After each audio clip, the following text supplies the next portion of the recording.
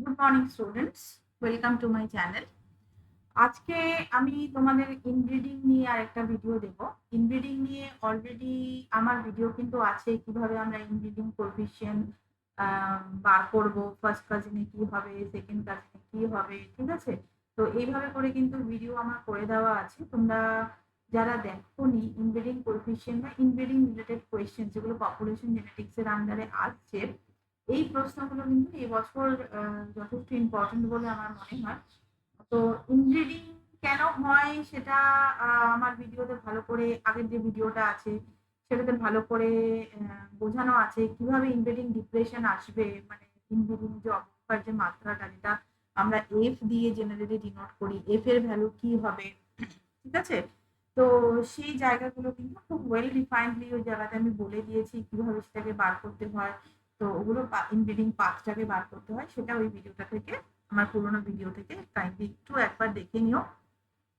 নাও আজকে যেটা আমি তোমাদেরকে বোঝাবো বা যেটা সম্বন্ধে আমি একটা 10 বা 15 নম্বর ম্যাক্সিমাম একটা কোয়েশ্চেন অ্যান্সার কিভাবে লিখবে, তার রাইটিং প্যাটার্নটা কিরকম হবে, সেটা জেনারেলি তোমাদেরকে আমি বলবো। সেটা হলো যে এই যে ইনব্রিডিং হচ্ছে, ইনব্রিডিং মানে হচ্ছে অন্তঃপ্রজনন, মানে যারা কনস্যাঙ্গুইনিয়াস মতলব যারা রক্তের সম্পর্কে সম্পর্কিত, ঠিক আছে, প্যারালাল কাজিন বলো, ফার্স্ট কাজিন বলো, এছাড়া আঙ্কেল নাইস বলো, হ্যাঁ।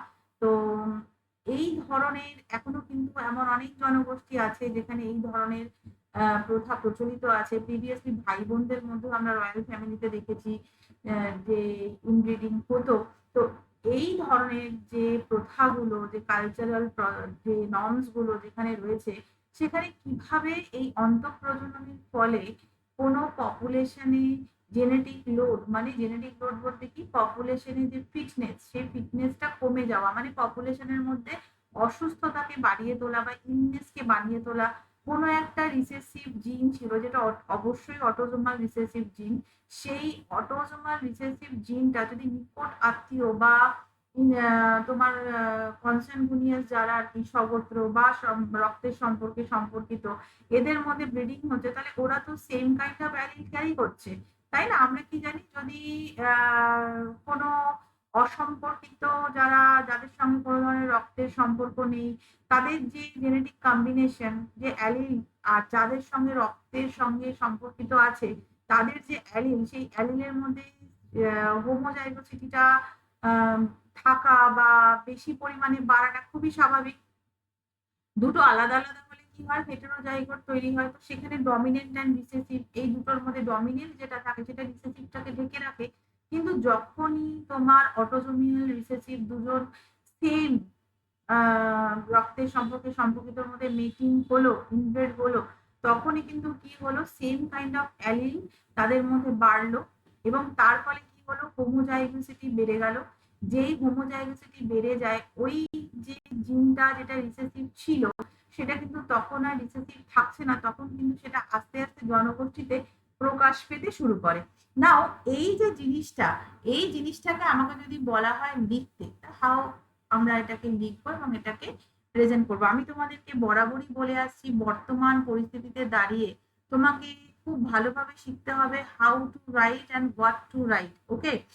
তো সেই জন্য ভিডিওগুলো ভালো করে ফলো করো। অবশ্যই আবারও বলছি, যদি ভালো লাগে তাহলে অবশ্যই তোমরা কমেন্ট করবে, লাইক করবে, শেয়ার করবে, এবং তোমাদের আর কি ভিডিও দিলে বা কোনটা টপিকের ওপর ভিডিও করলে তোমাদের ভালো হবে সেটা কিন্তু আমাকে পার্সোনালি হোয়াটসঅ্যাপ করেও জানাতে পারো, ভিডিওর মাধ্যমেও জানাতে পারো। তোমাদের রেসপন্স কিন্তু আমাকে মোটিভেট করে এবং আরো নতুন নতুন ভিডিও তোমাদের সামনে নিয়ে আসতে আমাকে আরো বেশি উৎসাহিত করে, ঠিক আছে। তো আজকের ক্লাস শুরু করছি। তো যখনই আমরা বলবো যে ইনব্রিডিং ইনক্রিজেস জেনেটিক লোড, এভাবেও আসতে পারে, বা ইনব্রিডিং কজেস জেনেটিক লোড, এভাবেও আসতে পারে, the relationship between inbreeding and genetic load, এভাবেও আসতে পারে, তাই না? তো কনসেপ্ট বিল্ডিংটা তো আমাদের ভীষণভাবে দরকার। তো এই যে অ্যানথ্রোপোলজি এবং জেনেটিক্স, তাই না, এই অ্যানথ্রোপোলজি এবং জেনেটিক্স, এই দুটো যে শব্দ বা এই দুটো যে বিষয়, সেই দুটো বিষয়ের মধ্যে একটা সুন্দর সম্পর্ক বা একটা সংযোগ, যেটা আমরা বলছি, যেটা হিউম্যান রিপ্রোডাকশনে কোনো জনগোষ্ঠীর মধ্যে কিভাবে তাদের জেনেটিক ট্রেডগুলোকে ইম্প্যাক্ট করে, সেইটার যে বেসিক রিলেশনশিপ, সেটা সাধারণত আমরা এই যে তোমার মানব প্রজনন কিভাবে নৃবিজ্ঞান এবং তার মধ্যে একটা সংযোগ স্থাপন করে সেটার মধ্যে কিন্তু অনেকটাই নিহিত রয়েছে। এবং আমরা জানি, যেটা আমি কিছুক্ষণ আগেই বললাম, এক বা একাধিক যদি কোনো সাধারণ পূর্বপুরুষ আছে, এরকম কোনো ব্যক্তিবর্গের মধ্যে কি হয়, প্রজনন হয়, তাহলে হোমোজাইগাস, যেটা আমরা বলছি সমবৈশিষ্ট্যযুক্ত অ্যালিল, তাই না, সমবৈশিষ্ট্যযুক্ত অ্যালিল বা একই বৈশিষ্ট্যযুক্ত অ্যালিল, হোমোজাইগাস, হ্যাঁ, হোমোজাইগাস যে অ্যালিল তার পরিমাণ বেড়ে যায় এবং প্রত্যেকটা ইন্ডিভিজুয়ালের মধ্যেই কিন্তু কিছু কিছু বলতে পারো যেটা সুপ্ত অবস্থায় থাকে, যেটা হার্মফুল মিউটেশন হতে পারে, সেগুলো কিন্তু তার মধ্যে থাকে, যেটাকে আমরা কি বলছি, জেনেটিক লোড, যেটাকে আমরা কি বলছি, জেনেটিক লোড। হ্যাঁ, তাহলে এই ধরনের যে জিনগুলো রয়েছে, যেটা রিসেসিভ অবস্থায় রয়েছে, এবার আলাদা আলাদা যখন বংশধারা থাকছে, তখন কিন্তু এই যে আলাদা আলাদা দুটো বংশ বংশ দুজনেরই বংশগতিভাবে তারা আলাদা, তাদের মধ্যে মিটিং হলো, তারপরে যে অপত্য আসছে, তাদের ক্ষেত্রে কিন্তু এই যে রিসেসিভ জিনটা, যেটার মধ্যে কোনো হার্মফুল ট্রেট রয়েছে, সেটা কিন্তু খুব একটা জনগোষ্ঠীতে প্রকাশিত হয় না, কারণ সেই জনগোষ্ঠীতে সাধারণত আরেকটি যে জিন থাকে, সেটা যেটাকে আমরা প্রকট বৈশিষ্ট্য বা ডমিনেন্ট জিন থাকে, সেটা কিন্তু এই প্রচ্ছন্ন বৈশিষ্ট্যটাকে কি করে, ঢেকে রাখে, তাই না। তাহলে যখনই ঘনিষ্ঠ সম্পর্কের দুটো প্রাণীর প্রজননে সম্পর্কিত হয়, তখন কি হচ্ছে, এই যে তাদের যে জিনগুলো, অভিন্ন যে জিনগুলো, তার প্রতিলিপি পরবর্তী প্রজন্মতে কি হচ্ছে, ট্রান্সমিট হচ্ছে। যেই তার পরবর্তী প্রজন্মতে ট্রান্সমিট হচ্ছে, তখন তার যে অফস্প্রিং হচ্ছে, সেই অফস্প্রিং এর মধ্যে কি হচ্ছে, ওই হার্মফুল অ্যালিলটার যে সংখ্যা, সেটা বেড়ে যাচ্ছে।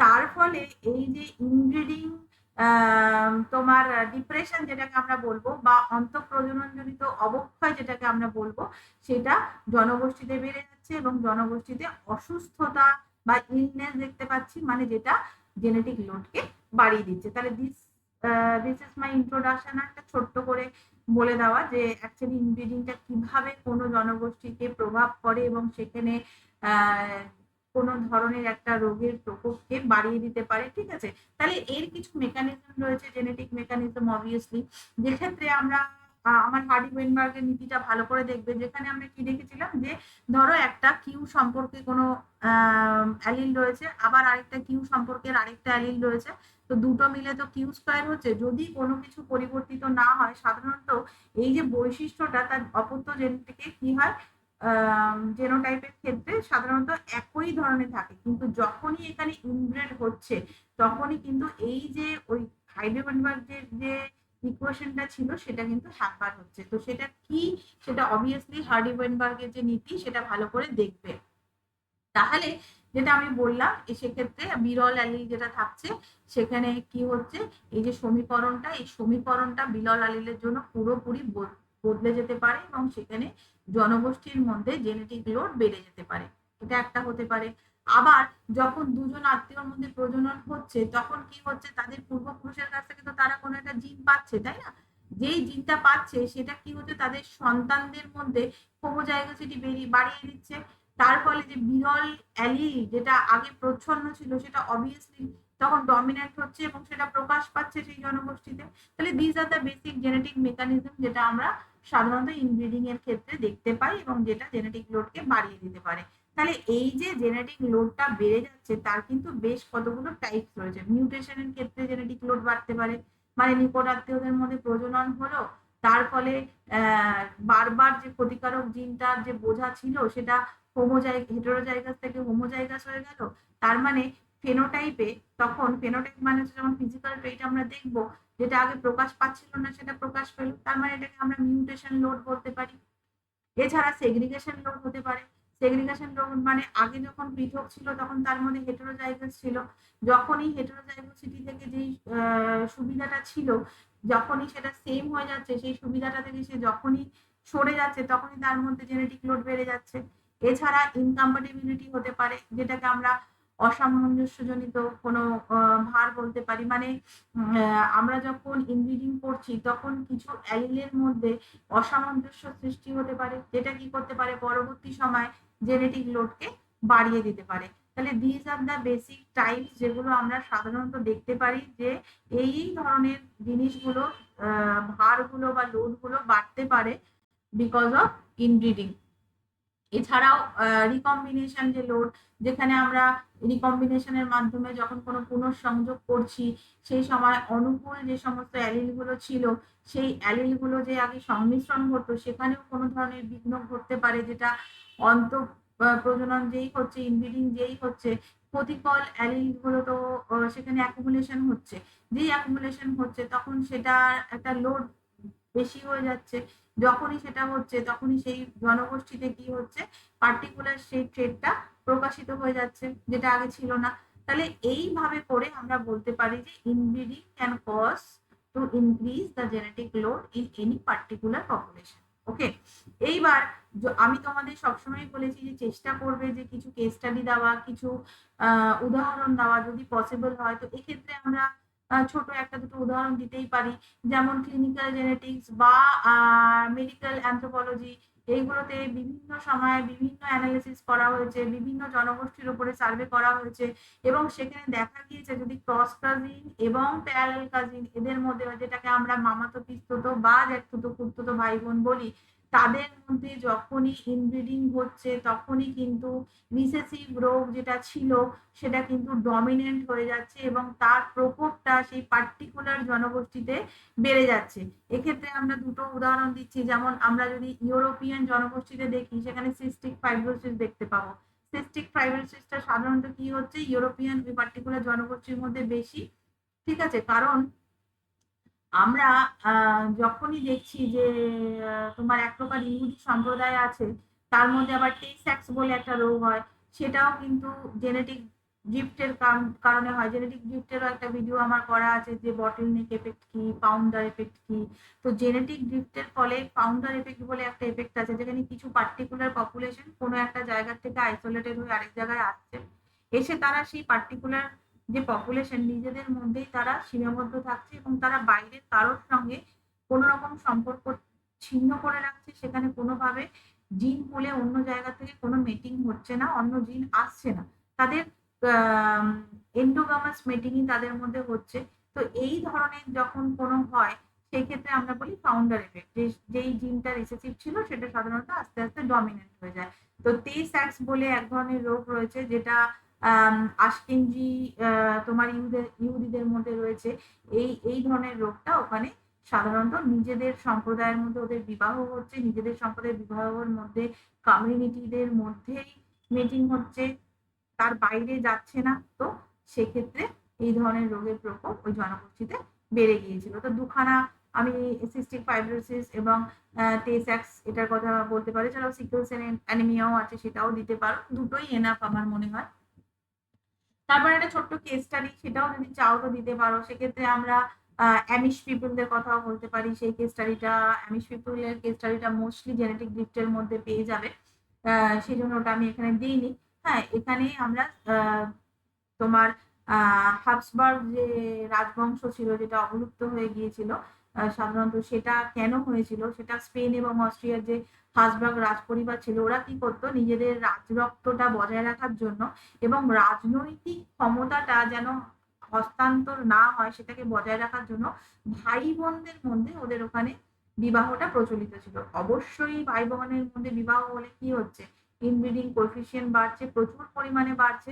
তো সেইখানে যখন 16 জেনারেশনে আমরা দ্বিতীয় স্পেনের সেকেন্ড চার্লস টু এর ক্ষেত্রে দেখেছিলাম, ওনার হার্সবার্গ জ, এক ধরনের ম্যান্ডেবলের এক ধরনের ডিফেক্ট, হ্যাঁ, হার্সবার্গ জ বলে, ওই ধরনের রোগে তিনি আক্রান্ত ছিলেন এবং সেক্ষেত্রে তার যে এফ যে কোএফিসিয়েন্টটা সেটা কিন্তু তোমার ফার্স্ট কাজিন যে ইনব্রিডিং এর ফলে যে কোএফিসিয়েন্টটা হয় তার থেকেও বেশি ছিল, 0.254। দেখো এখানে আমি মেনশনও করে দিয়েছি, এটা চাইলে দিতে পারো, না চাইলে নাও দিতে পারো। তাহলে এই হার্সবার্গ জটা ছাড়াও ওনার কিন্তু ফার্টিলিটি কম ছিল, ইনব্রিডিং এর জন্য ফার্টিলিটিও অনেক সময় কমে যায়। এছাড়া ওনার মধ্যে তোমার বুধাঙ্কটা কম ছিল, মানে বুদ্ধি রিলেটেড যে যেটুকু বিকাশ হওয়া দরকার ছিল সেটুকু ছিল না, এবং মাত্র 38 এজেই, 38 বছর যখন ওনার ছিল, 38 বছর বয়সেই উনি কিন্তু মারা গিয়েছিলেন। এবং যখন মারা যান, যেহেতু বন্ধ্যত্ব ছিল সেজন্য কিন্তু ওনার কোনো সন্তান ছিল না, নিঃসন্তান অবস্থাতেই উনি মারা যান। এবং তার ফলস্বরূপ সেই সময় হাসবার্গ ডাইনেস্টির পরিসমাপ্তি ঘটেছিল, মানে ওই লাইনেজটা কাট অফ হয়ে গিয়েছিল ওইখানে। তাহলে এই যে কেস স্টাডিটা, এইটার মাধ্যমে আমরা কি কনক্লুশন করতে পারি, যে নৃবিজ্ঞানের পরিভাষায় তাহলে আমরা কি বলতে পারি, যে নৃবিজ্ঞান মানে কি কোনো জনগোষ্ঠীর কালচারকে স্টাডি করা। তো তাহলে এই একটা কালচারাল নর্মস, তাই তো, এটা তো একটা কালচারাল নর্মস, তাই না? এই একটা কালচারাল নর্মস মানে সাংস্কৃতিক প্রথা, যেটা অভিজাত জনগোষ্ঠীর মধ্যে কি করলো, সিস্টেমেটিক্যালি মানে বলতে পারো পদ্ধতিগতভাবে তাদের জেনেটিক লোডটাকে বাড়িয়ে দিল। যেই জেনেটিক লোডটা বেড়ে গেল, তার ফলে সেই বংশগতিতে একটা বিরল রোগ যেটা আগে ছিল সেটা কিন্তু প্রকট হয়ে গেল। তো এইভাবে আমরা এই কেস স্টাডিটা দিতে পারি, দিয়ে আমাদের অ্যান্সারটাকে শেষ করতে পারি। আমিষ পিপুলদের কেস স্টাডিটা দিতে পারি, ঠিক আছে। এছাড়াও আমরা আমরা তোমার সাউথ ইন্ডিয়ান পিপল যারা আঙ্কেল নিসের মধ্যে বিবাহ যেখানে প্রচলিত সেখানেও ইনব্রেড হচ্ছে, ঠিক আছে। মুসলিম কমিউনিটি যেখানে তুতো সম্পর্কিত ভাই বোনদের মধ্যে বিবাহ প্রচলিত, সেখানেও ফার্স্ট কাজিন সেকেন্ড কাজিন, তাই না, এরকম ধরনের ইনব্রিডিং হচ্ছে। তাহলে এই যে জায়গাগুলো, সেখানে বিভিন্ন ধরনের কিন্তু রোগের প্রকোপ আস্তে আস্তে বাড়তে থাকে। তো এইগুলো দিয়েও কিন্তু আরো একটা দুটো কেস স্টাডি চাইলে দিতে পারো, বাট 10 to 15 মার্কসের জন্য দুটো এক্সাম্পল, একটা কেস স্টাডি, এবং যেভাবে আমি বডিটা দেখিয়েছি, আমার মনে হয় এইটুকু দেখালে এনাফ। ঠিক আছে, আশা করি তোমরা বুঝতে পেরেছো। যদি কোনো ধরনের কোয়ারিজ থাকে আমাকে অবশ্যই জানাবে, টেক্সট করবে বা ইমেল করবে। তোমাদের ইমেল আমি পাই, টেক্সট পাই, আমার খুবই ভালো লাগে তখন। কিন্তু আমি চাইবো সেগুলো তোমরা ভিডিওতেও করো, যে তোমরা কি জানতে চাইছো। ওকে, আমি চেষ্টা করবো যে তোমাদের মতো করে সেই জিনিসটাকে রেডি করে দেওয়া। ওকে, থ্যাংক ইউ।